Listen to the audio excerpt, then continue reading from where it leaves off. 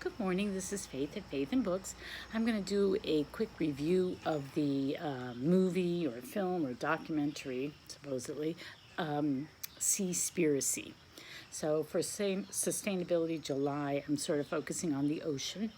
And, it's plastic-free July, and so I'm focusing on plastic in the ocean. I thought Seaspiracy talked about that, but I was wrong. Somehow I missed that there was this movie out there called Cowspiracy. Somehow I don't know how that happened, but I vaguely heard about it, but it didn't register for me. And this is sort of like in the same style, apparently. It's the same producer. And so what Seaspiracy is really a vegan propaganda movie. That's what it is. But sort of under the guise of being horrified at the way we're treating the ocean, which is horrifying. I don't dispute the fact that there are grave, grave problems and we need to mend our ways. I don't buy into the premise that there's no way we can ever have sustainable fishing.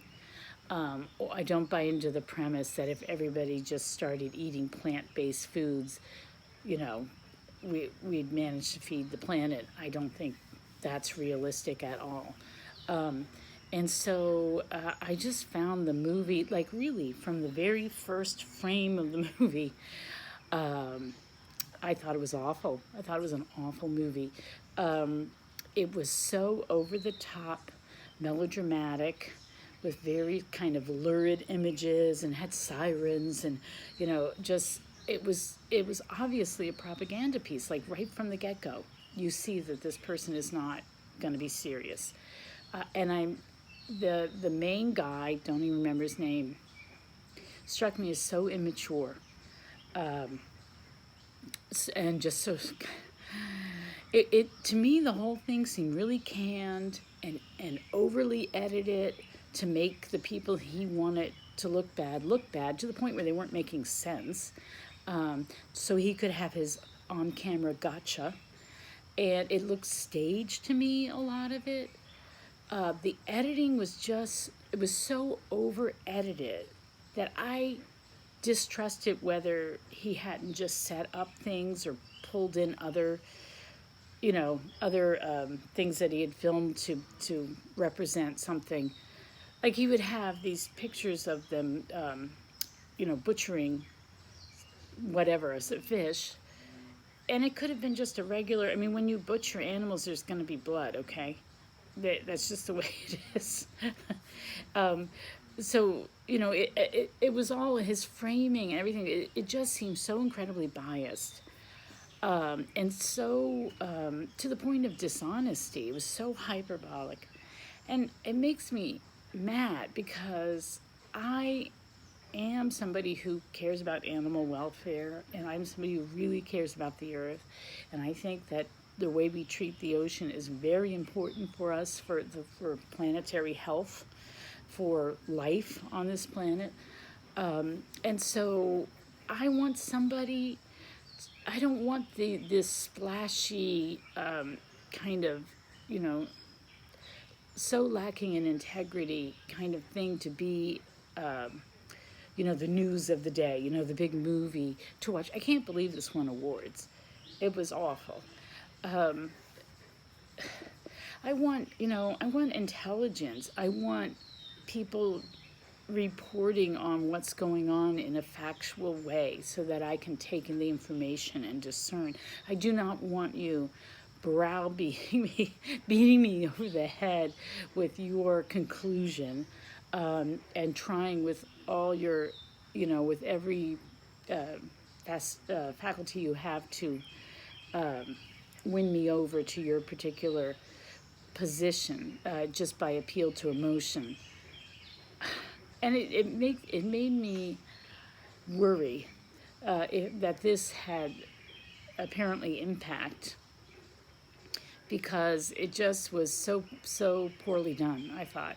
And so I was not impressed at all. I thought that it was really bad of him to go after people who were trying to work with the fishing industry. So his thing was that the fishing industry is so corrupt that we just have to reject it. We can't participate.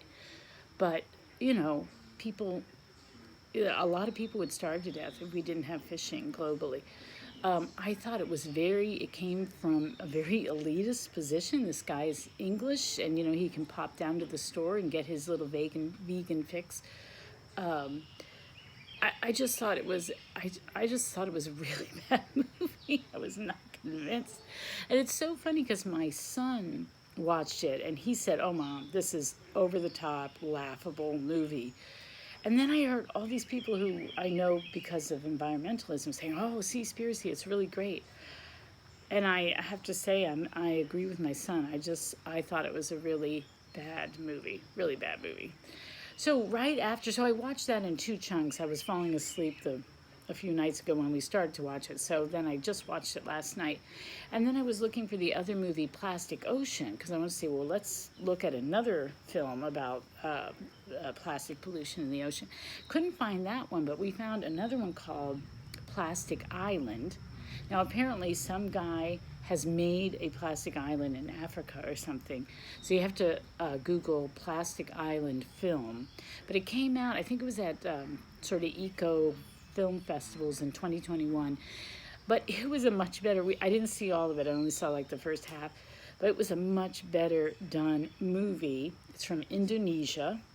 And the editing was better, the presentation was better. There wasn't this sort of overwrought kind of, you know, even though it focused on this one musician who's become a activist, it wasn't his, and it had some introspective, but it wasn't like the overly dramatic kind of. It was so immature. Seaspiracy was so immature. I couldn't stand the main guy who was telling the story and his revelation about how terrible eating fish is. So anyway, I want to finish watching Plastic Island, which to me just struck me as a much better film, and it didn't have this. Maybe it was an ulterior, but I wasn't expecting Seaspiracy to be just about veganism. It didn't address so many things. Seaspiracy, you know, like a farmed fish, or you don't have to. You can eat fish. You know, we get rainbow trout from a farm here in Virginia that's humanely raised. He just wanted everyone to say you can never do it humanely. And one thing he said, oh, you can hear the frogs in the pond down there. One thing that I thought was funny is that at the end, he's trying to pile up all these reasons why you should be a vegan and not eat fish at all. And a lot of what he's saying is true. Like, fish does have a lot of mercury, and fish do tend to concentrate all those toxins and everything. So that's true. So you have to be wary about what you eat and how much you eat. But oh no, now I've lost my train of thought. What was I saying? That oh yeah, so right after, so he talks about how you shouldn't do that because it's not healthy. Then he says, and you know, fish feel pain. So he goes through this thing about how fish feel pain, and it's terrible that they feel pain, therefore we shouldn't eat it. But then the next argument that he goes to is that, you know how a lot of people take fish oil because they want the omega-3s? Well, and then he goes, well, you know, bigger fish eat smaller fish, and the smaller fish eat, you know, smaller than them, and the smallest fish that get eaten, they're the ones that eat the algae that have the omega-3s in them. Fish don't actually produce the omega-3s. It comes from the algae that's eaten by the smaller fish. So, okay, so I as a, you know, if you look at the natural world, as an apex predator, cannot eat fish because they feel pain. But fish can eat other fish, even though fish feel pain. It didn't make sense to me. You know, either you accept the food chain or you don't accept the food chain. Now, if I'm really, really unfeeling and cause extra pain that's not necessary, yes, we should respect the food and we should try to make it as painless as possible. But if you're allowing apex predators and you know, food chains in one area, why isn't it allowed for humans? Aren't we part of the natural world? That's what I feel like. It's so removed from actual nature. It's like we're part of nature. It's the same mentality that thinks like that thinks that it's okay if we have millions and millions and millions of acres of lawns, and we can just put pesticide and things on the lawn because somehow the land that we live on is removed from nature because it's different. And somehow people are different and they don't need to eat, proteins. They don't need to be apex predators to live because somehow we're outside of the natural order. But we're not. That's the problem is we're not outside the natural order. And everything we do that's outside of the natural order harms the natural order. So it's just this screwy thinking. And not that I have it against vegans. If you feel called to be a vegan, I get it. But it is not something that you can try to force everybody else in the world to become. There's so many problems with it anyway. They're relying on monoculture and lots of these long supply chains. All this stuff beyond meat, all this stuff is highly processed. It's not good for you. And growing things in a monoculture hurts animals anyway. It denies the fact that there are food chains and food webs. It denies the fact that you can do things sustainably with the least amount of harm and still have your meat, have your fish. Death is part of life. You can't, I don't know why animals are raised to this level where we can't, for some reason we can't kill them. They're going to die anyway, right? Everybody dies. It's not honoring the order of things. I think we went too far with the factory farming and probably the overfishing and the terrible practices, all the bycatch and all that stuff. That's bad. It's like factory farming. We should reform that kind of thing for sure. And you can get frustrated with how slow it is too. I get that. But it's also, to me, the other extreme is to say no human should eat, should only eat plant-based food. We need to find the nuanced middle that makes sense, and that is the most natural. So anyway, so that's my little thing on Seaspiracy or whatever. It's a really stupid movie. I do not recommend watching it unless you want to get really frustrated with the environmental movement. Yeah. Okay. All right. I am going to finish watching Plastic Island, though. That was a good movie. That was much better done. Much better done. Okay. All right. That's it from me. And the other thing I wanted to say is, in the movie, he keeps saying that, why is nobody talking about this? And at the same time, I'm reading that book, Plastic, A Toxic Love Story, which won nonfiction awards in 2011. All right. And Seaspiracy came out in 2021, so 10 years later.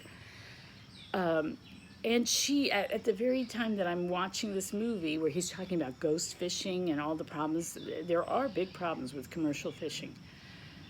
She is talking about it. I'm at the section in her book where she's talking about it. And not only is she talking about it back in 2011, a book that got a lot of recognition, she's interviewing marine biologists who have been already working on this issue for like 30 years. So people are aware and people are really trying to change things. And his maligning of very unethically maligning Plastic Pollution Coalition and other organizations that are trying hard to make the world a better place, that to me was it was pretty unconscionable. So yeah, Seaspiracy, skip it. Okay, talk to you later. Bye.